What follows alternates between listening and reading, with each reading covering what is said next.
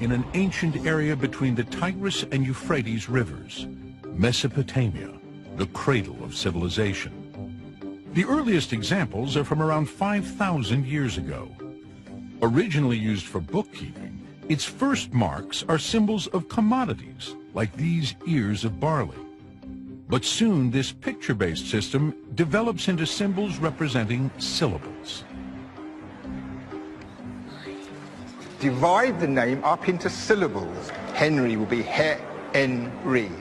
It was a tremendously significant step for the human race because it meant suddenly it became possible to record language properly. Over the course of 2 millennia, cuneiform tablets have become widespread throughout Mesopotamia. It's here during the 19th century that British archaeologists discover 130,000 of them, now under Irving's care. One of them told an explosive story. In 1872, its secret was revealed by a British museum assistant named George Smith. Well, George Smith's a bit of a hero of mine. He turned out to have an absolute genius for understanding cuneiform almost at sight. And when Smith read the story in this tablet, he read something that no person had read since remote antiquity. In the tablet from 700 BCE, Smith was shocked to read key parts of a flood story that closely resembled Noah. He discovered there's going to be a deluge to destroy the world. The gods choose one human being as a hero, and this character had to build a boat in order to put life in it to withstand the waters so that afterwards everything could start all over again. I think he had a proper fit because of the shock of discovering a text which he knew from the Hebrew Bible by heart was suddenly there in front of him in this totally strange medium. Smith found parallels in even the most obscure details. In both stories, the flood hero releases 3 sets of birds to find dry land. And both offer a sacrifice that their god smells. The two texts were somehow strongly wedded together. They had a literary relationship, one derived from the other. Over 1,000 years, several versions of the Babylonian flood myth emerged. Could the parallels between all these Mesopotamian flood myths and Noah's story be merely coincidence? There is a borrowing here. They're all different pictures of the same personage, same literary creation. There's an overall parallel. There are a number of very specific points of parallel which suggest that this is not just a random association. But there is one major difference: the ark itself. In the Hebrew Bible, Noah builds a massive rectangular boat. But in one of the earliest Babylonian stories, the ark description is incomplete. It says the ark you are to build, ... be equal ... and then it's broken. Because the tablet is missing a piece, features of the Babylonian ark were a mystery. It would be almost a century before a key clue would emerge. In 1948, a Royal Air Force officer named Leonard Simmons was serving in the Middle East. One day, he went into a market and bought an interesting-looking piece of clay with strange inscriptions. The object lay forgotten in his home for 40 years, until his son took it to the British Museum to see if it might be of interest. Once in a while, manna from heaven falls just when you need it. The tablet was from the ancient Mesopotamian kingdom of Babylonia. This is what the tablet looks like. Nothing exceptional until you start to read it. And I took one look at it, and to my astonishment, I realized from the first lines only that this was another retelling of the flood story. But the inscription was squeezed onto a 4,000-year-old badly damaged piece of clay. To confirm his first analysis, Irving takes the tablet to the International Manufacturing Center at Warwick University. They produce a perfect 3D model, allowing him to re-examine the text in forensic detail. The tablet begins with a Babylonian god's instructions to the hero of the story, named Atra-Hassis. He tells him to tear down the house and use the materials to build a boat. And then comes a detailed description of this boat. Eitzir Shima, draw it out, Etzirti Kippatim, with the design of a circle. As you wade through this funny script, you cannot deny that this was the idea. It was a round boat. You think to yourself, how can this be? The Ark is one of the most familiar, iconic things in the whole world. But when you start to think about it, we know that on the rivers of Mesopotamia, the Euphrates and the Tigris River, they had round boats. On a Mesopotamian seal, dated 2500 BCE, is the cross-section of a round vessel. And at the British Museum are other images of round boats, called coracles, from 700 BCE, carrying cargoes of stone. So is the tablet describing a real vessel? It's supposed to be mythology, but as you go further down the tablet, you discover that the detailed specifications about how to build this thing are given us. The tablet lists the Ark's components and proportions in detail, suggesting real boat-building knowledge. Instead of it being made-up facts, we actually have details predicated on the idea of building a real coracle. But the coracle described in the tablet is enormous, 222 feet across. So Irving wanted to know, could such an enormous round boat actually be built? Quite frankly, it seemed to me the only possible thing you could do was to take these instructions about how to build a giant coracle and build a giant coracle. Very few boat builders in the world have the expertise to take up Irving's challenge. But if there's one person who can build such a vessel, it's maritime archaeologist Dr. Tom Vosmer. Tom has built a career from resurrecting ancient boats from literary evidence. Everyone has their image of the Ark, and then suddenly we have this one appear that says, hey, it's round, it's a basket boat. I think that's a fascinating thing to look at and see if we can make it work. With him is Eric Staples, maritime historian and boat builder. Benindon, Tendindon. And Alessandro Guidoni, a world expert in ancient boat technology. They've taken Irving's translation of the tablet and converted the Babylonian measurements. Right away, they see the problem. The scale of the Ark. So big, its structure could never support its weight. Its size, it's obviously physically impossible. But let's try to see, how far we can push it, how large we can actually make it. Also, the tablet lists materials, but doesn't say how the Babylonians would have to put them together. Luckily, there is more recent evidence. These images from the 1930s show round Iraqi boats called guffas, ferrying passengers and goods. In 1934, a British boat historian named James Hornell carried out detailed research on guffas. He wrote that they were made of fibrous plants found near waterways, either reeds or palm leaves, bound into ropes and coiled into a basket-like hull. Wooden ribs held the shape of the hull, and a layer of bitumen, or pitch, made it waterproof. These are the same materials described in the 4,000-year-old Ark tablet that Irving Finkel analyzed. If the team is going to build the kind of round boat described in the Babylonian myth, they need to examine a more modern example.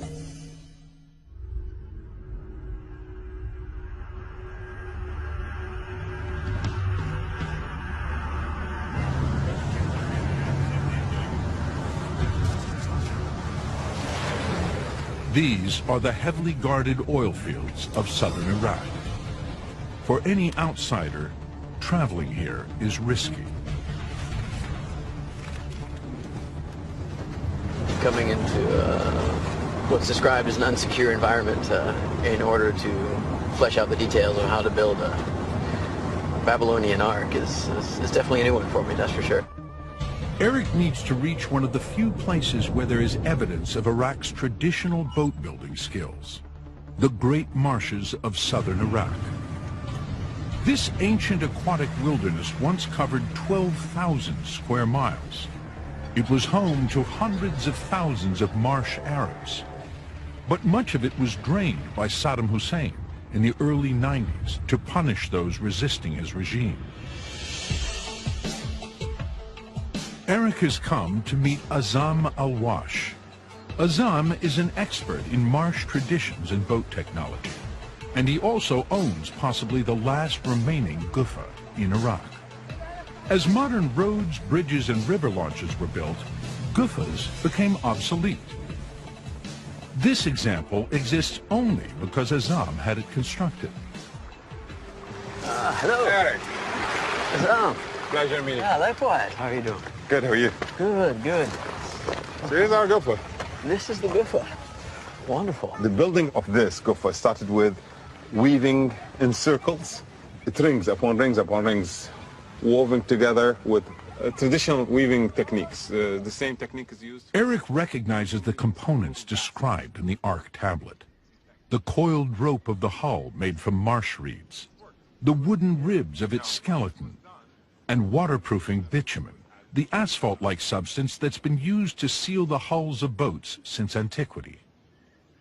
Do you think I could give it a try? Sure, why not? All right. Good.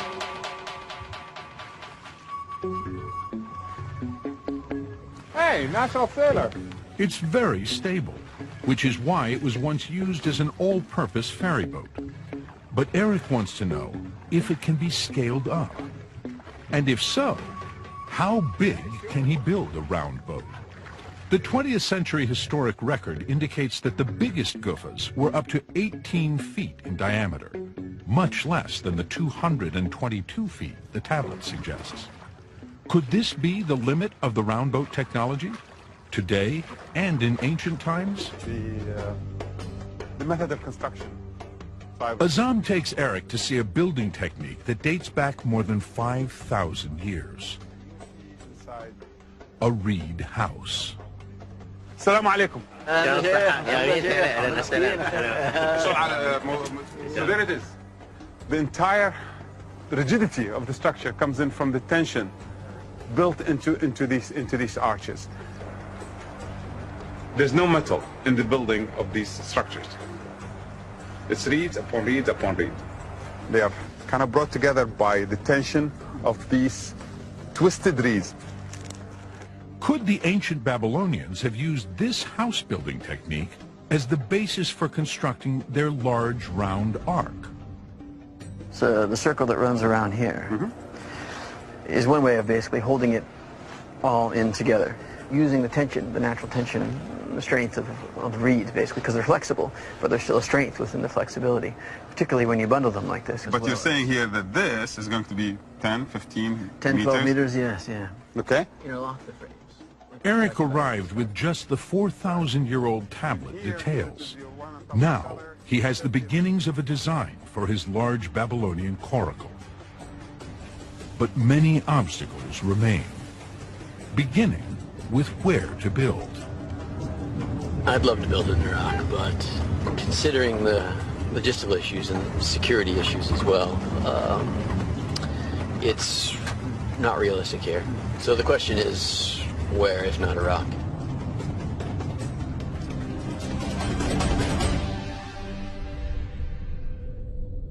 Another question is, how credible is the tablet in describing the flood? Today, this region is desert. How likely is it that a great flood could have inundated this parched landscape thousands of years ago, as the Babylonian myth describes?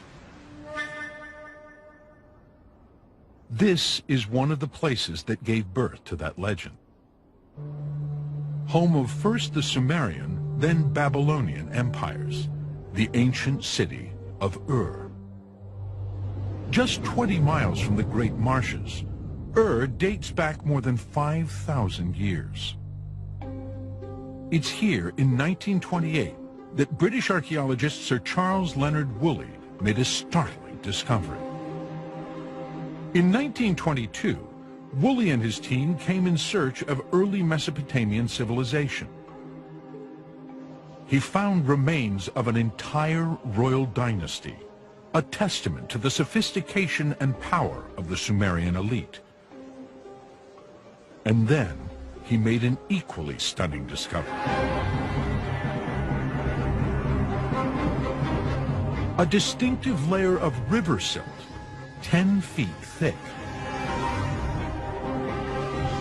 It had been laid down by a massive flood. The grandson of a member of Woolley's team relates how the discovery evoked the biblical story of Noah.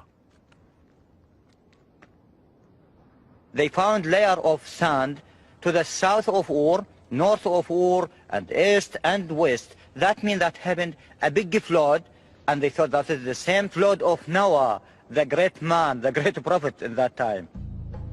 This connection to Noah's flood made the layer of sand more famous than Ur's treasures. Especially when other archaeologists began finding flood deposits in neighboring cities like Uruk, Shurapak, and Kish. The idea of a single great flood grew, but there was a problem. When the layers were dated, they were found to be caused by different events, spread over 1,000 years. So was there ever really a single great flood?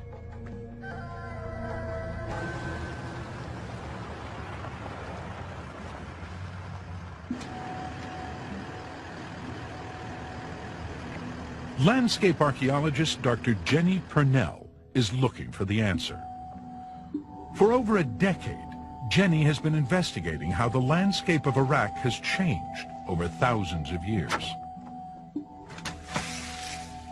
Today, she is taking a core sample, part of a series that covers a broad area.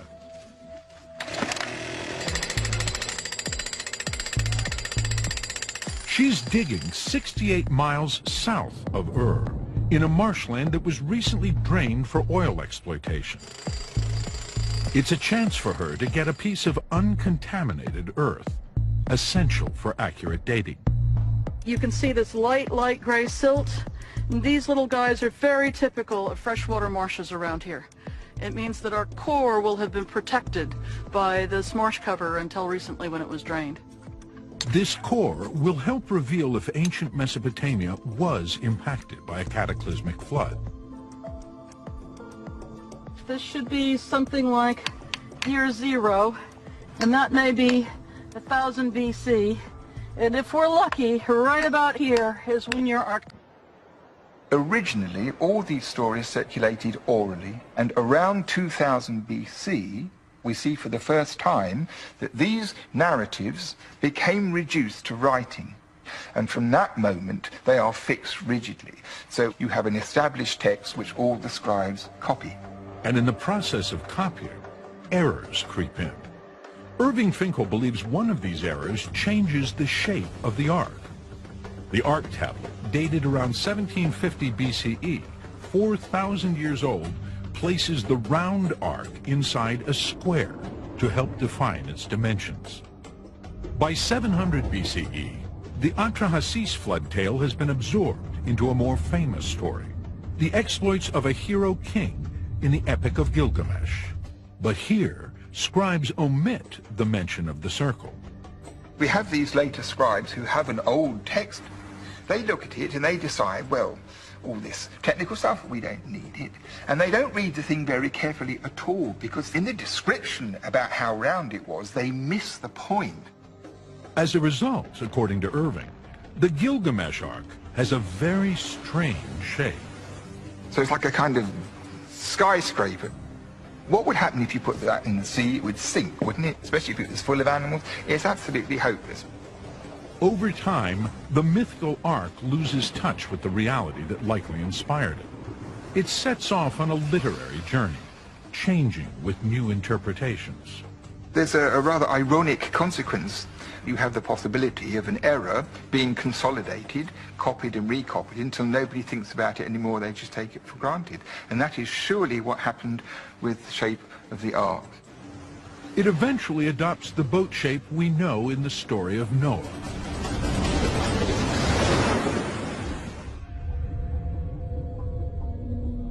And the rest of the story changes too. Almost 2,000 years after the first Babylonian version, the flood story is found outside Mesopotamia, in the Hebrew Bible. There's just no way of explaining the story in Genesis except as a borrowing. The question is when, how, and why. It's long been assumed that trade and cultural exchange bring the Babylonian story to ancient Israel. But this doesn't explain why biblical writers adopt the tale and give it a moral twist. In the Mesopotamian myth, pagan gods are disturbed by human noise and use the flood to reduce their numbers. But in the book of Genesis, the flood is a disaster that God uses to punish people for their sins. The Noah story serves to provide a platform of understanding for all future disasters. It is the ultimate disaster. It was not just natural disasters that were attributed to God. It was also historical disasters. The history of the people to be known as Jews is filled with disasters that are reflected in the Bible. But many experts believe there is one in particular which provides an explanation for the story of Noah.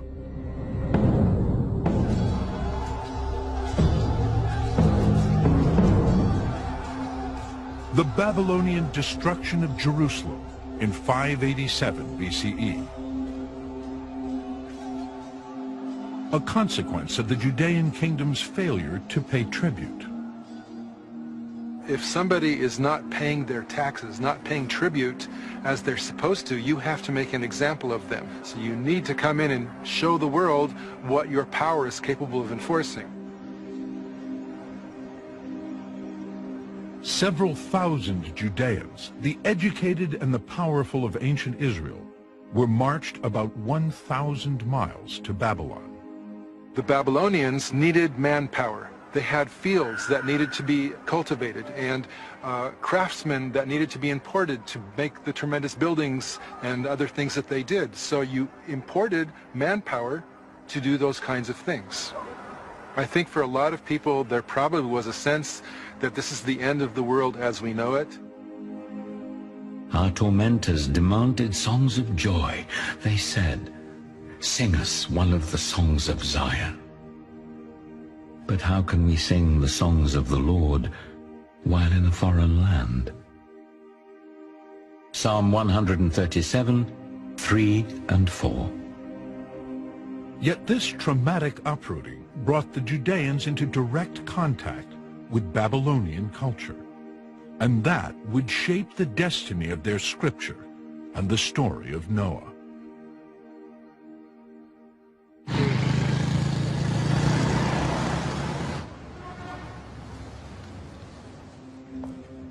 One of the greatest collections of Babylonian relics in the world is found here at the Pergamon Museum in Berlin. It includes a reconstruction of the entrance to Babylon. The newly arrived Judeans would have walked through this gate. On the other side was a world they could scarcely have imagined.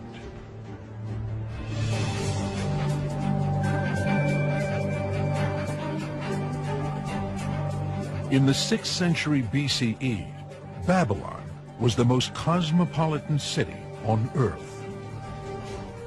But what was the Judean experience? Dr. Cornelia Wunsch is an expert in Neo-Babylonian culture. She has evidence suggesting exile in Babylon wasn't as bad as the Judeans might have feared. They have been allotted land, and they are tilling the land, building houses, and they are doing reasonably well there. It may have been awful at the beginning, and nobody wanted to be in exile, but very quickly things got good. Judea made it after 1 or 2 generations. They were well ensconced into the Babylonian economies. They did well. A Babylonian-style personal seal of a Judean merchant named Aracham suggests how assimilated some Judeans were in this new society. He certainly led a dual existence.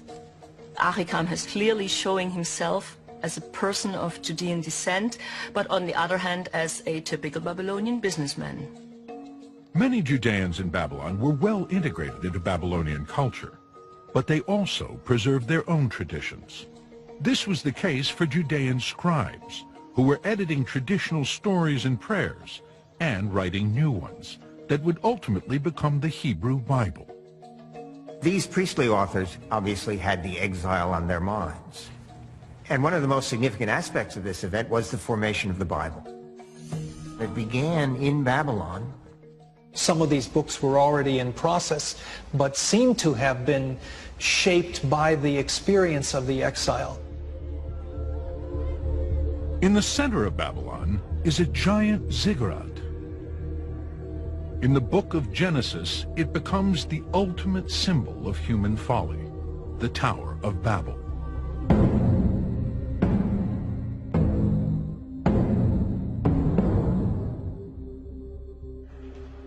For Irving Finkel, this borrowing is just one of many. In collaboration with the Archaeological Institute in Berlin, he examines extraordinary evidence that links some elements of Babylonian literature with the beginnings of the Hebrew Bible. One is the story of King Sargon, who was cast adrift by his mother in a round basket to save him from being discovered. She made a little ark out of reeds and bitumen, and she put the baby in this ark, and she put the ark in the river, and away it went. Now this is a story which has a certain familiar ring about it from the book of Exodus point of view, because Moses was given the same kind of origin. There's also a list of Babylonian kings before the flood, very similar to Adam's genealogy described in the book of Genesis. But the most amazing piece of evidence is written on a Babylonian school tablet, a retelling of Gilgamesh, the epic poem that contains the flood story. What does it tell us? It tells us that you have, at this time in Babylonia, schoolrooms where the Gilgamesh story, undoubtedly including the flood story, was on the curriculum. Could Judean children have read these same stories? A detail in the Bible's book of Daniel suggests they did. According to the story, Daniel was the son of an exiled Judean nobleman. In Babylon, the Bible says he and his friends were taught to read cuneiform. Just as these children discover, learning cuneiform isn't hard. It would have made Babylonian stories easy to absorb. These kids suddenly find themselves learning these very narratives which seem to us the essential Babylonian narratives that ended up embedded in Judean Hebrew. The idea that it was Judeans in Babylonian captivity who learned cuneiform and adopted the flood story is, to me, the only decent explanation that you can have. If this theory is correct, stories like Noah and the flood were widespread in Babylonian culture and absorbed into Judean scripture. They would eventually become the moral teaching for 3 great faiths. But not until the Judeans emerged from exile. In 539 BCE, over 50 years in exile, the Judeans were allowed to return home. They began rebuilding the Israel of old with a new temple and a single text, the Torah. One of the most remarkable things about ancient Israelite religion is that it survives. The Babylonians conquered Jerusalem, but the exiles from Jerusalem did not give up belief in their God. The Babylonian flood myth is now retold as a moral lesson. In some ways, it's a metaphor for the exile.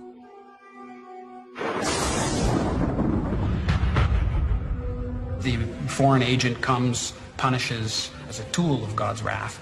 There's a cataclysm to be survived by a select few. And for them, the promise of a new beginning is echoed in the Noah story. God blessed Noah and his sons, saying to them, "Be fruitful and increase in number and fill the earth. I establish my covenant with you.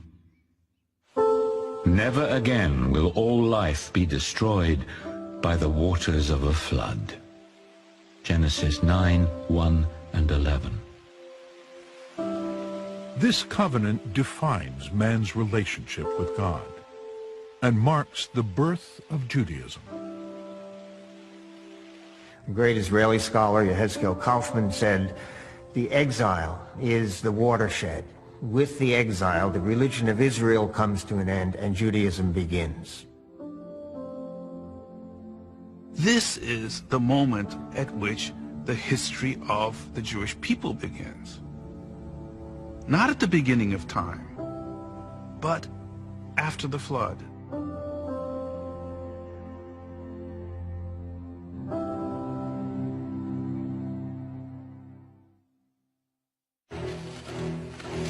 In India, Irving's theory that the legend was based on an authentic boat-building tradition is about to be put to the test.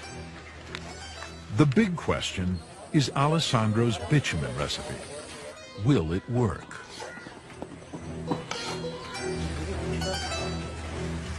For Irving, the culmination of years of translation, study, and investigation is this moment. After all his imagination, it's really here in the flesh, so to speak. It's incredible. It's incredible.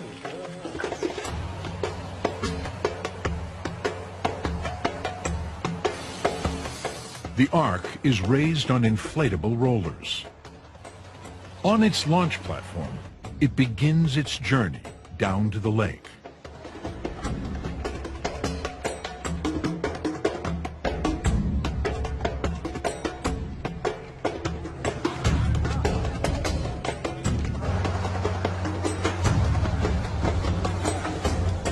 Alessandro is standing by to plug any leaks from the outside. But before he can, a roller slips free, pitching the Ark in the water. Eric! Start pulling! Eric! Below decks, it's clear their non-Babylonian waterproof mix isn't working. So we are now floating, which is the good news. Potentially bad news, however, is that we have a heck of a lot of water coming in at the moment. They had hoped to get animals on board, but right now they're consumed with saving the Ark. They plugged the gaps and put a collection of pumps to work.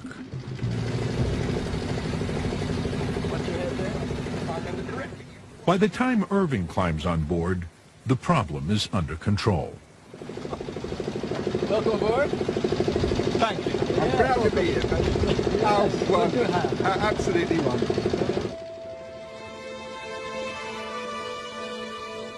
The boat-building team never managed to duplicate Babylonian bitumen, but the structure of the Ark is sound.